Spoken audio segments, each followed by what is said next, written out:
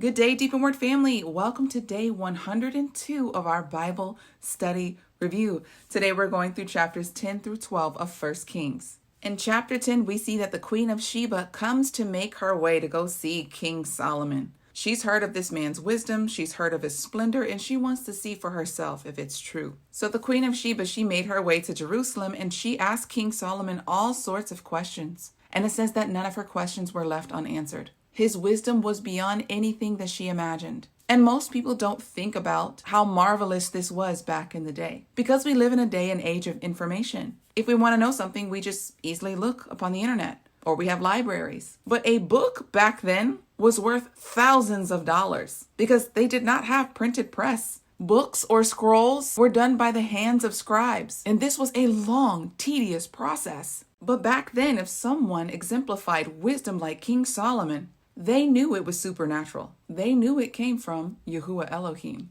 or it came from the fallen ones. Many people don't realize that the modern day technology comes from the fallen angels. But nonetheless, those who are children of Yah, we're going to use it to do good for the kingdom. So the Queen of Sheba, she was extremely impressed, and she said, I wasn't even told of the half of it. She gifted him with gold and spices, and King Solomon spoiled her too. It says that he gave her all that she asked for and then some. Yeah, I definitely think there was something going on between the two of them. We see that his kingdom was truly unlike any other. The amount of gold that came to King Solomon each year was 666 talents of gold.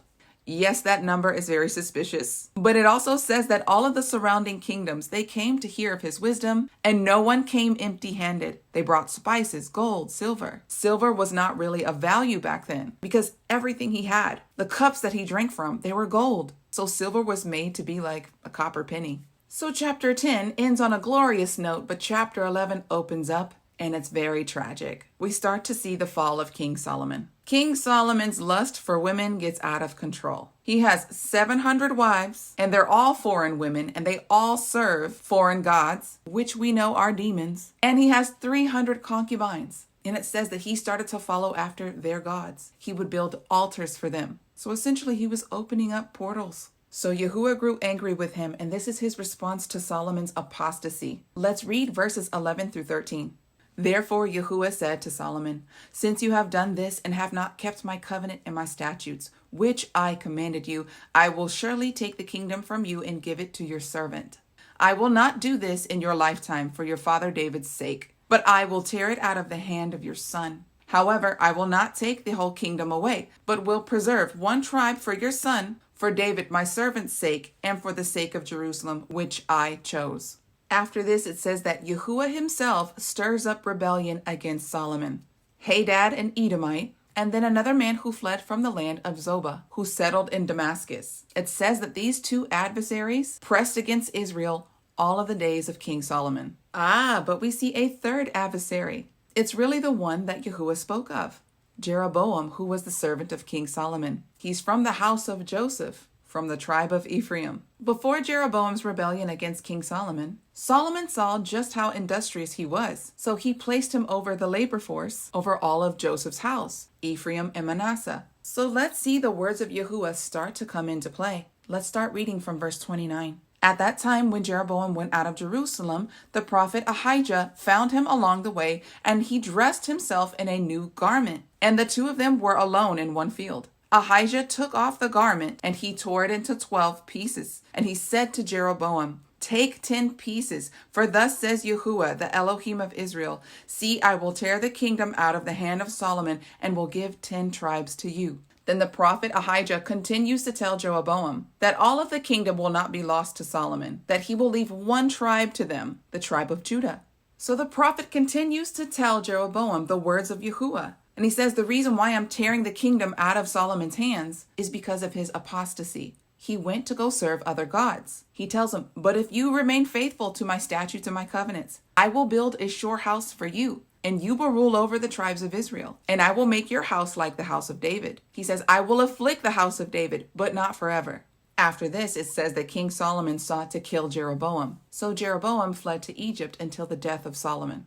After the death of Solomon, his son Rehoboam started to reign in his place. Chapter 12 opens up and we see that Rehoboam goes to Shechem, which is in the northern territory of Israel. And it says that all of Israel went there to make him king. But they addressed him as a body. And they said, look, your father's hand was too heavy. Lighten our load. Lighten our burdens. So he tells them, come back to me in 3 days and I will have an answer for you. Rehoboam then goes and consults with the counselors of King Solomon. And they gave him wise advice.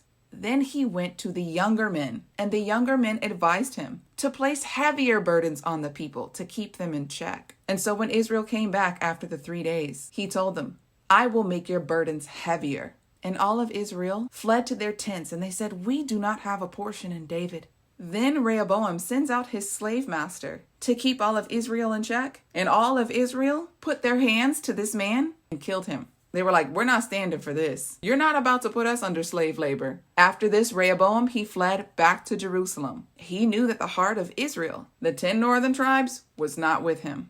So when Rehoboam gets back to Jerusalem, he gathers the tribe of Judah and the tribe of Benjamin. Benjamin is kind of absorbed into the tribe of Judah. He gathers all the men, the warriors, the men of valor, gets them ready so that they may go up and make war with the 10 tribes. But there was a man of God who came to them and said, this is from the hand of Yahuwah. Do not go up against your brother. And so they listened. So now the kingdom is truly split. We see the 10 northern tribes near Shechem, and Jeroboam is their king. And we have the southern tribes. We have a little bit of the Levites, Benjamin and Judah, and Rehoboam is over them. Rehoboam is the son of King Solomon. Now the scene flips to Jeroboam, to the 10 northern tribes. And he said in his heart, when the high holy days come, the children of Israel, if they go to Jerusalem, they will no longer follow me, but they'll go under Rehoboam. So then he built high places, and he built 2 golden calves, and he told the children of Israel, these are your gods, and you will sacrifice to them. He built those 2 high places in Bethel and in Dan. And of course, this is a great sin. And we will start to see these things spiral out of control. And we see that Jeroboam starts to do everything according to what is right in his own sight. I mean, we've already seen him build 2 high places with 2 golden calves. Now he's ordaining priests who are not from the tribe of Levi. And he makes up his own feasts and festivals. Is this ringing a bell? Does this sound like the modern day body of Messiah? Jeroboam creates his own feast to model that of Judah in the 8th month. Let's read what it says.